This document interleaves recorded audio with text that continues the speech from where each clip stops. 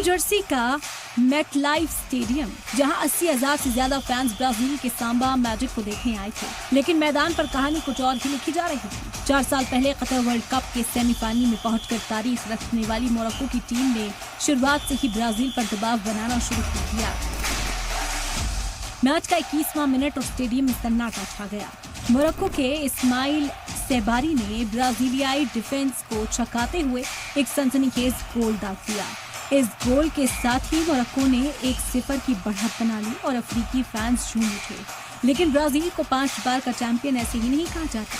ठीक 11 मिनट के बाद यानी मैच के कुल 32वें मिनट में ब्राजील ने जोरदार पलटवार किया। विनीसियस जूनियर ने ब्रूनो के साथ बेहतरीन पासिंग गेम खेला, बाएं फ्लैंक से जगह बनाई और मोरक्को के स्टार गोलकीपर यासीन बोनू के हाथों को छकाते हुए गेंद को सीधे जाल में डाल दिया।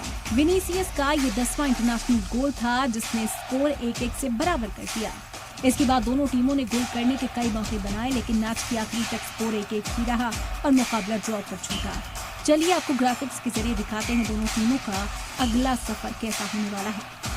ब्राजील का अगला मैच जुमे को फिलाडेल्फिया में हैती के खिलाफ खेला जाएगा। वहीं ब्राजील का आखिरी ग्रुप मैच स्कॉटलैंड के खिलाफ है, जबकि मोरक्को का अगला मैच जुमे को फॉक्सबरो में स्कॉटलैंड से है।